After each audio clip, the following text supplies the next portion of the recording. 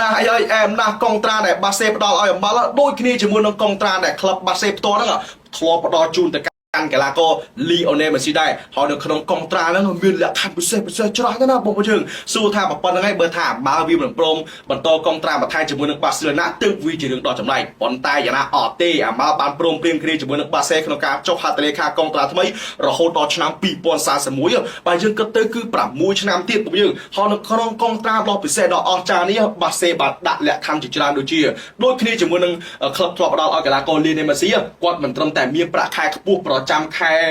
ជាងគេនៅក្នុងក្លឹបទេប៉ុន្តែក្លឹបក៏បានដាក់លក្ខខណ្ឌឲ្យកីឡាករឡាមីនយ៉ាម៉ាល់ហ្នឹងទទួលបានប្រាក់លើកទឹកចិត្តដ៏ច្រើនសន្តិភាពបន្ថែមពីលើប្រាក់ខែទៀតប្រសិនបើជា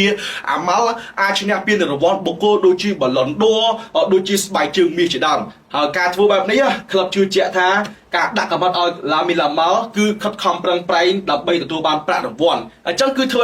អាម៉ាល់ហ្នឹងវាខំប្រឹងលេងវាខំប្រឹងហាត់អភិវឌ្ឍខ្លួនបន្ថែមទៀតដើម្បីឈ្នះពានរង្វាន់បុគ្គលបានប្រាក់ខែបន្ថែមពីលើទៀតអញ្ចឹងបាសេធ្វើលើកនេះគឺចំណេញលើចំណេញអូយ business របស់គេគឺអែមលើកហ្នឹងខ្ញុំសូមសរសើរឡាមីនយ៉ាម៉ាល់ជាកីឡាករវ័យក្មេងវ័យត្រឹមតែ17ឆ្នាំនេះគឺឡើងជើងខ្លាំងមែនទែនតាំងពីព្រឹត្តិការណ៍យូរ៉ូឆ្នាំ2024ហើយទៀតសោតនៅក្នុងរដូវកាលហ្នឹងបើយើងលេងឲ្យបាសេឡូណារហូតដល់ទៅ55ប្រកួតរហូតដល់ទៅ18គ្រាប់និងអាក់ស៊ីរហូតដល់ទៅ25គ្រាប់នៅឡាលីហ្គា9គ្រាប់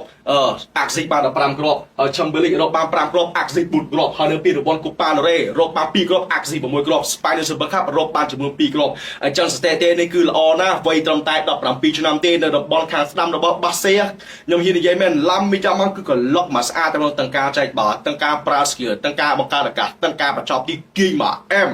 វ័យក្មេងទេចាំមើលតើវាឡើងដល់កណ្ដាលណាទៀតអញ្ចឹងគឺកងត្រានេះបើយើងចូលយ៉ាងណាដែរចំពោះកីឡាករឡាមីយ៉ាម៉ាល់ដែលក្លឹបបាសេឡូណាដាក់ឲ្យអាចខមមិននៅខាងក្រោមវីដេអូនេះបានកុំភ្លេចជួយ share វីដេអូរបស់ admin ម្នាក់មួយផងដើម្បីចែករំលែកព័ត៌មានកងត្រារបស់ឡាមីនយ៉ាម៉ាល់ចែកជូនទៅកាន់ប្រិយមិត្តជនដទៃគាត់បានទស្សនាដូចជាដឹងអំពីលក្ខខណ្ឌដ៏ច្រើនដែលបាសេផ្ដល់ឲ្យឡាមីនយ៉ាម៉ាល់ដែរជួបគ្នានៅវីដេអូក្រោយជាបន្តទៀត